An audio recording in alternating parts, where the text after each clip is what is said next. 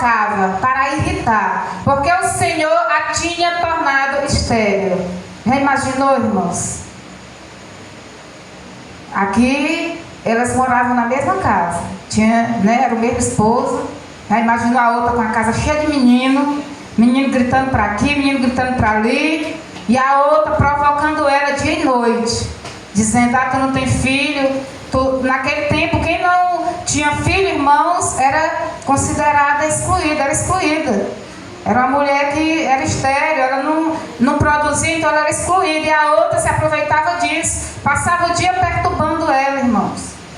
E ela ficava, como a Bíblia diz aqui, ela ficava chorosa. Todos os anos o esposo dela ia ali entregar os sacrifícios e ela ia. E a Bíblia diz aqui que ele a amava muito, ele dava a melhor parte para ela, mas isso não era suficiente.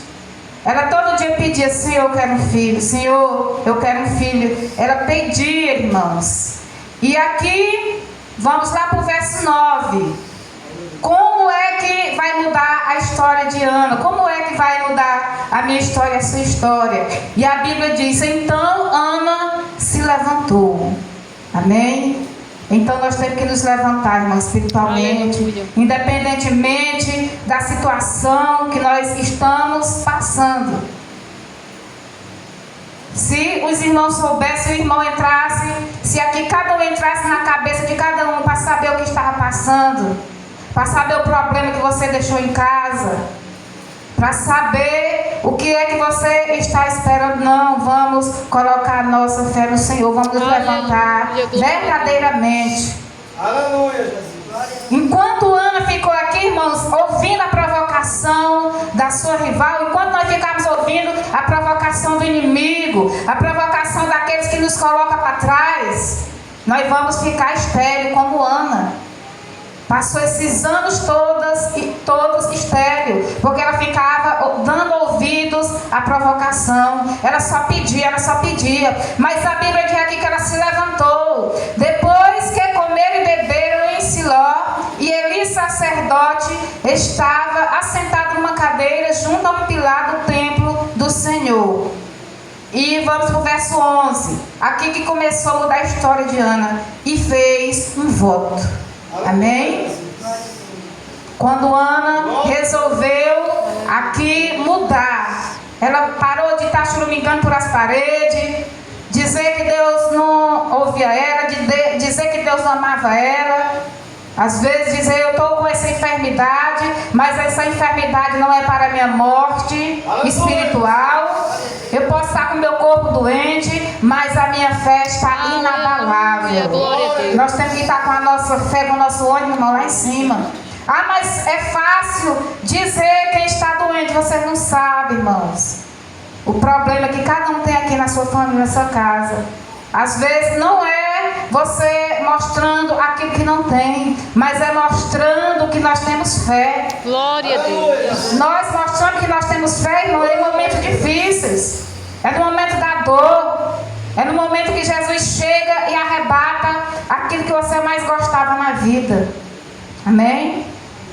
E a Bíblia diz aqui que Ana fez um voto dizendo: Senhor dos exércitos, se benignamente entrares para a aflição da tua serva, de mim te lembrares, e da tua serva não te esqueceres, mas a tua serva deres um filho homem, ao Senhor o darei todos os dias da sua vida, e sobre a sua cabeça não passará navalha.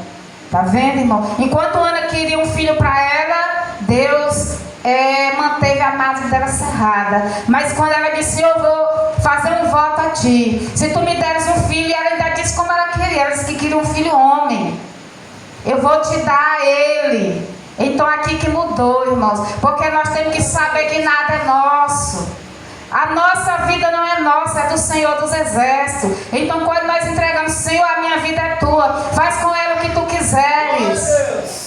Aí o Senhor aqui, irmãos, ouviu a petição de Ana, porque aqui ela parou de pedir para ela parou de estar se lamentando, e ela olhou verdadeiramente para Deus.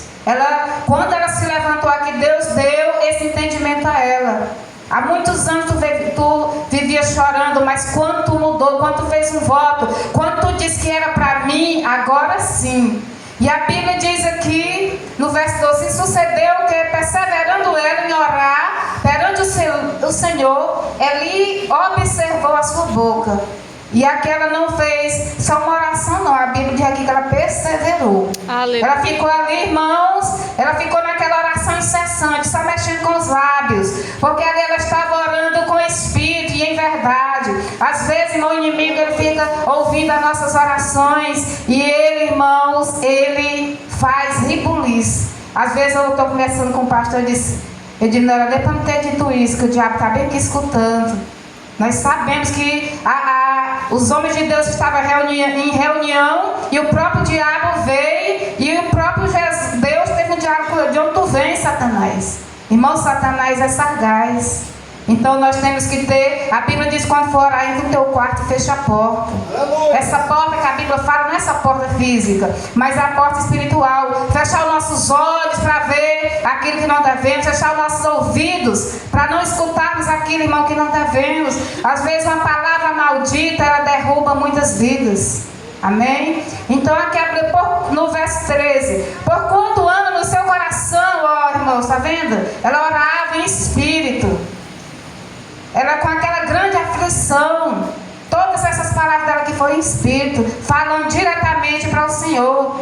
Porquanto ano no seu coração falava, só se moviam os seus lábios, porém não se ouvia a sua voz, pelo que Eli a teve por embriagada. Ele viu aquela mulher ali,